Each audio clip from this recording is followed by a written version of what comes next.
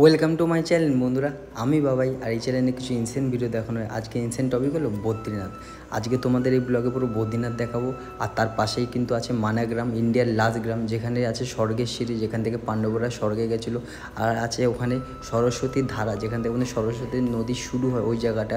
তো আজকে ভিডিওটা খুব সুন্দর হবে, সাথে থাকো, অনেক মজা করবো।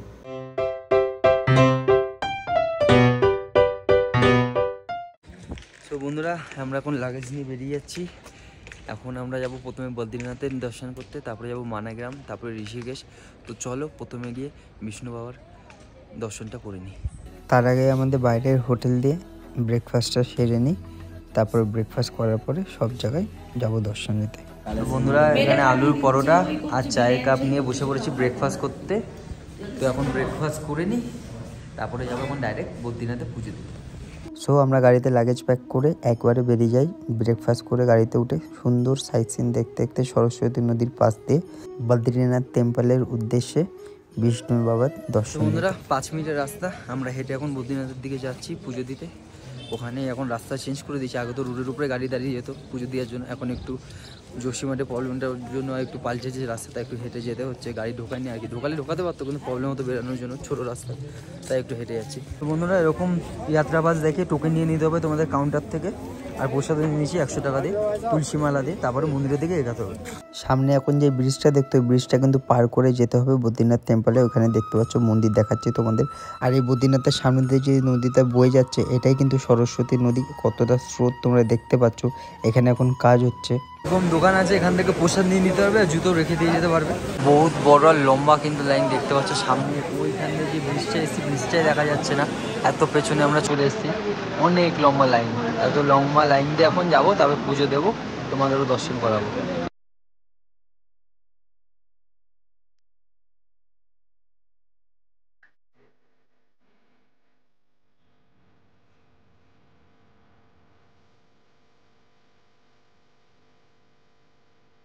তো বৃষ্টি পড়ছিল, আমরা জলদি জলদি এসে কিন্তু ওকে লাইন দিয়ে দিই পুজোর জন্য। আর 2 ঘন্টা মতন লাইন দিতে হয়েছিল, কেন কি সানডে ছিল, আরও খুব ভিড় ছিল। আর এমনিও আমাদের মতন এখন এটা পিক সিজন, সবাই কেদারনাথ বদ্রীনাথের দর্শনে আসে। তো প্রথমে লাইন দিয়ে কিন্তু আমরা ডাইরেক্ট এখানে 2 ঘন্টা জলদি জলদি চলে আসি। তো সকাল সকাল আসবে, সবাইকে এটাই বলবো, নাহলে কিন্তু পুজো দিতে অনেক লেট হয়ে যাবে। আর এখানে বহুত ভিড় হয়। আর উত্তরাখণ্ড আসছে কিন্তু বদ্রীনাথ মাস্ট ভিজিট, কেন কি এটা একটা ধাম। আর আমাদের জগন্নাথ মন্দির একটা ধাম, যেটা পুরীতে আছে, আর একটা আছে রামেশ্বরমে, ওইটা হলো 3 নম্বর ধাম। আর 4 নম্বর ধাম হলো আমাদের গুজরাটে, যেটা কৃষ্ণ ঠাকুরের। এটাই কিন্তু 4টে ধাম। এসে এত শান্তি আর এত সুন্দরভাবে পুজো দিতে পারলাম, সত্যি তোমাদের বলে বোঝাতে পারবো না। একটু ভিড় ছিল সত্যি, কিন্তু খুব সুন্দরভাবে পুজো দিতে পেরেছি। বদ্রীনাথের দর্শন তো আমাদের হয়ে গেল, আর আমাদের পুরীর দর্শনও হয়ে রয়েছে। এবার শুধু রামেশ্বরম আর দ্বারকা, ওইটাই বাকি রইল।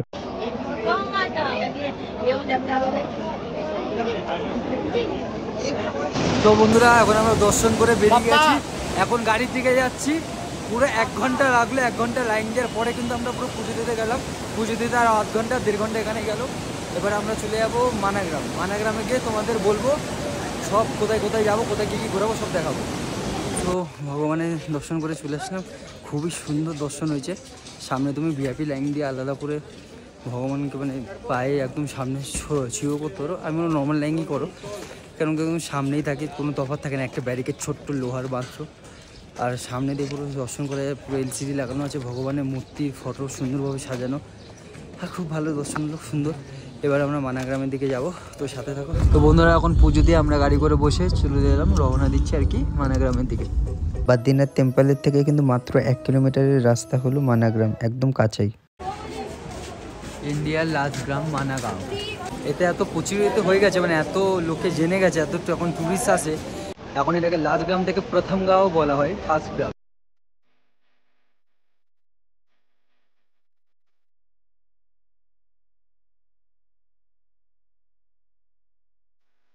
যেমনটা তোমরা দেখতে পাচ্ছ, মানাগ্রামের চারিদিকে কিন্তু খুব সুন্দরভাবে আকৃতি করা, আর্ট করা, ডিজাইন করে সব ভগবানদের। পায়ে হেঁটে কিন্তু খুবই সুন্দর লাগবে এই গ্রামটা তোমাদের ঘুরতে। আর যদি প্রবলেম হয় তাহলে কিন্তু এখানে ডুলির ব্যবস্থাও আছে। তো চলো প্রথম তাহলে মানাগ্রামের সরস্বতী ধারা যেখান থেকে বইছে ওখানে যাওয়া যাক, ওখান থেকেই শুরু করা যাক মানাগ্রাম। তো বন্ধুরা, এটা ওই সরস্বতী রিভার, যেটা একদম এখান থেকে লাস্ট, ইন্ডিয়ার লাস্ট, এখান থেকে দেখা যায়।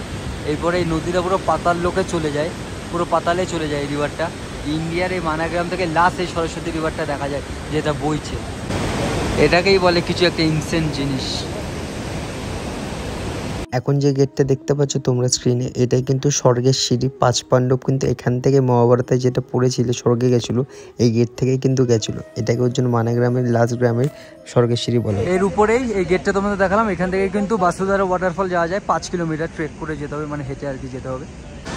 বন্ধুরা লাস্ট গ্রামে এসে মানে এখন প্রথম হয়ে গেছে, যাই হোক প্রথম গ্রাম বলা হয়, আগে লাস্ট গ্রামই বলা হতো। এখানে এসে একটা দোকানে কিছু না খাবো সেটা তো চলবে না, একটু পকোড়া নিয়ে নিচ্ছি, খাবো, একটু চাও খেতে পারি, তারপরে ভীমপুল দেখাবো তোমাদের, তারপরে রিটার্ন যাবো। আর গণেশ মন্দির আরও উপরে যেতে পারবো না, বৃষ্টিপাড়া এমনি 5 কিলোমিটার দূর ছিল। যাই হোক অনেক লেটও হয়ে যাবে, কারণ আমাদের ঋষিকেশ যেতে হবে, 10 ঘন্টা গাড়ির জার্নি থাকবে। খেয়ে বল কেমন লাগছে? ইন্ডিয়ার লাস্ট বা ফার্স্ট গ্রাম যাই হোক, এখন যাই বলে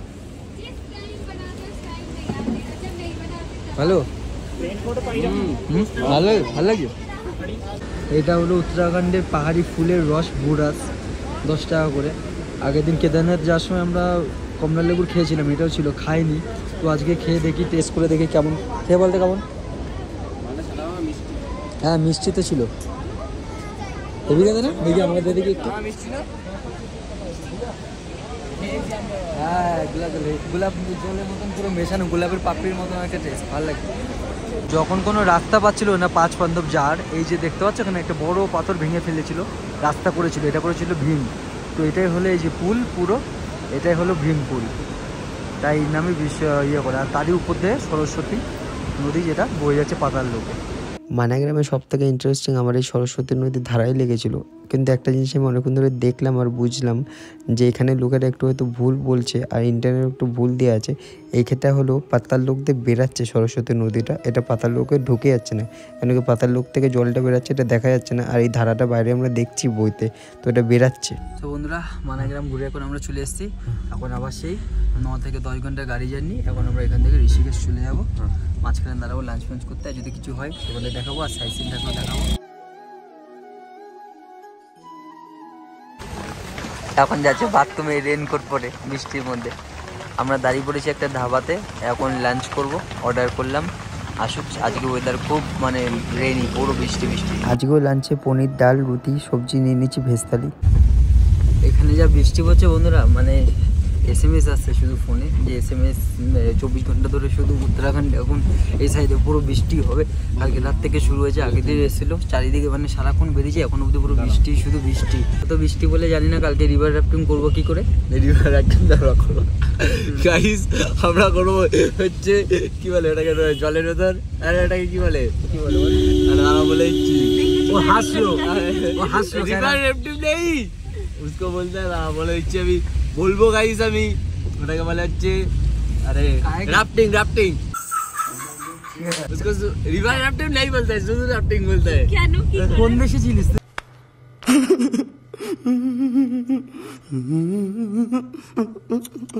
रिवर है কোন দেশে চলে গেছে সেটা বলো। राफ्टिंग राफ्टिंग राफ्टिंग তো জানি না কালকে যাই হোক, আর কি ভাবলাম ছেড়ে, তো দেখি বৃষ্টিটা কমে যায়, আশা করছি, নাহলে কালকে করতে পারবো না, ওয়েদার খারাপ থাকলে ওরা করতে দেয় না। তো আশা করি যে এই সবই ভালোভাবে হয়েছে, এটাও যেন হয়ে যায়, নাহলে কিছু করার নেই। আগেবারও এসেছিলাম উত্তরাখণ্ড, তখন ব্লক করতাম না, ছিল না কপালে করোনার জন্য। এইবারে দেখি আছে কিনা, নাহলে অন্য জায়গায় করতে হবে। কিন্তু ঋষিকেশটা বেস্ট হয় রিভার রাফটিং, তাই ঋষিকেশের সিমলারটা, ওর জন্য ঋষিকেশে আমি মানে ভেবেছি করবো। আর লাঞ্চ তো করে নিলাম ফটাফট, কোনো রকম বৃষ্টি পড়ছিল, বেশিক্ষণ দাঁড়ায়নি, নর্মাল এক জায়গায় দাঁড়িয়ে খেয়ে নিলাম। তো এখন যাচ্ছি, জার্নি তো এখনও 7 থেকে 8 ঘন্টার জার্নি আছে, কালকের মতনই অনেক বড় জার্নি হবে। তো চলো রাস্তায় যদি কিছু থাকে তোমাদের দেখাবো।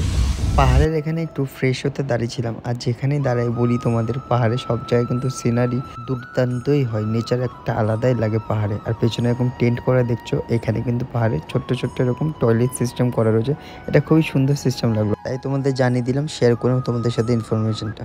সো বন্ধুরা এখন আমরা বেসিক্যালি চা খেতে দাঁড়িয়ে পড়েছি, আর পেছনে ঝামেলা করছে, নাটক করছে, যাই হোক ঠিক আছে।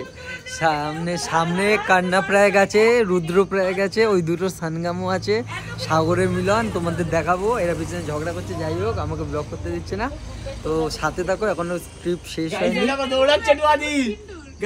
এরা সবাই বাদর দেখাচ্ছে, এরা সব বাদর দৌড়াদৌড়ি করছে, আর বলছে কি নিজের এ দৌড়াচ্ছে ও দৌড়াচ্ছে। এরপর আমাদের চা চলে আসে, আর চায়ে একটা চুমুক দিয়ে চলে যায় গাড়ি করে আমরা নদীর সংগ্রাম দেখতে। দেখতেই পাচ্ছ তোমরা, সুন্দর লাগছে, খুব অস্বাভাবিক লাগছে কিন্তু অনুভূতিটা। এখন সন্ধ্যে 7:30 বাজে, এখনও আলো দেখো বাইরে। একটু টয়লেট করতে দাঁড়িয়েছিলাম, মানে কি সুন্দর পাহাড়ে আলো থাকে আর কি সুন্দর লাগে পাহাড়। ওই দূরে পাহাড়গুলো দেখো, গাছগুলো বেরিয়ে রয়েছে উপর থেকে। এখন এখানে চা খেতে দাঁড়িয়ে পড়েছি বন্ধুরা, অন্ধকার রাত্রির 8:30 বাজে। আমাদের তো আজকে 11টা অবধি জার্নি হবে, কালকে 10:30টার দিকে ঢুকেছিলাম, আজকে 11টা বেজে যাবে। রাস্তায় খেয়ে নিয়ে হোটেল মোটেল করে রাখবো, দেখি তাও অনেক লেট হয়ে যাচ্ছে। সো বন্ধুরা, এটা আমাদের রুম। রাত্রিবেলা এখন ঢুকেছি, ভালোই একটা এক্সট্রা বেড নিয়ে নেবো। এখানে চেয়ার টেবিল আছে, এখানে এরকম খুলে দেখাচ্ছিস, হ্যাঁ ভালোই 2700-র মধ্যে পেয়ে গেছি একটা এক্সট্রা বেড দিয়ে। রাত্রির এখন 11:30টায় ঢুকেছি। আর এটা হলো বাথরুম, ভালোই বেশ বড় বলতে গেলে, ভালো সুন্দরই রিল্যাক্স রুম পেয়ে গেছি। তার মধ্যে এখানে ব্যালকনিও আছে। 2700 টাকায় আর কি, মানে 2500 টাকা 200 টাকা এক্সট্রা নিয়েছে, এক্সট্রা বেড দিয়েছে, এসি দিয়ে ফুল রুম। আবার কি রাত্রির বেলায় এখন 11:30টার সময় এন্ট্রি করেছি বলতে গেলে। খাবারও পেয়ে গেছে, তার সাথে রেস্টুরেন্টও আছে, খুব মানে রুমে দিয়ে যাবে খাবার। এর থেকে বেশি না, খুব টায়ার্ড, এবার শুয়ে পড়বো। এখানে একটা রাত্রিবেলা আমাদের সাথে প্যারানর্মাল অ্যাক্টিভিটি বলতে পারো, ওরকম টাইপের একটা সিন ঘটে গেছিলো, আর খুবই ভয়ানক, সবাই ভয় পেয়ে গেছিলাম। তাই জন্য এই চায়ের দোকানে আমরা দাঁড়িয়েছিলাম। এটা একটা অন্য একদিন শোনাবো তোমাদের, আজকে না, নাহলে ব্লগটা অনেক বড় হয়ে যাবে। তো আজকে ব্লগটা ভাবছি এখানেই শেষ করব, বেশি বড় করব না, অনেক বড় হয়ে যাবে নাইলে। রাত্রে গিয়ে তো হোটেল নেব, কীরকম কোন রুমে থাকছে সেটা তোমাদের দেখিয়ে দেবো। ব্লগের এন্ডটা এখানেই করে নিচ্ছি। যদি ভালো লেগে থাকে তাহলে লাইক শেয়ার আর সাবস্ক্রাইব করতে ভুলেও না। দেখা হবে পরের ভিডিওতে। আর হ্যাঁ, একটা গুড নিউজ এটা, যেটা হলো যে আমরা বদ্রীনাথে এখন বেরালাম, এখন শুনছি কালকে দিয়ে বদ্রীনাথ বন্ধ হয়ে যাবে। আর আজকে কেদারনাথ বন্ধ হয়ে গেছে অলরেডি, কেন কি এত বৃষ্টি পড়ছিল। আমাদের ফোনে SMS-ও আসছিলো, মানে 2-3 বার করে সবার ফোনে যে 24 আওয়ার বহুত হেভি রেনফল হবে, হ্যান ত্যান হবে। তো ঋষিকেশ আর বদ্রীনাথ বন্ধ হয়ে গেছে। বদ্রীনাথটা কালকে সকালে বন্ধ হবে, আজকেই লাস্ট যারা যারা ছিল বের করে দিচ্ছে। আর কেদারনাথ বন্ধ হয়ে গেছে অলরেডি। আর কেদারনাথে কাউকে উঠতেছে না, তো কপাল নসিব। আগেরবারে দেখতে পাইনি, এবারে না তো খুব খারাপ লাগতো, কিন্তু ভগবান সাথে ছিল, এবারে পুরো দেখা পেয়ে গেলাম বাবার। তো খুশি আছে মনটা। ঠিক আছে, দেখা হবে পরের দিন। টাটা।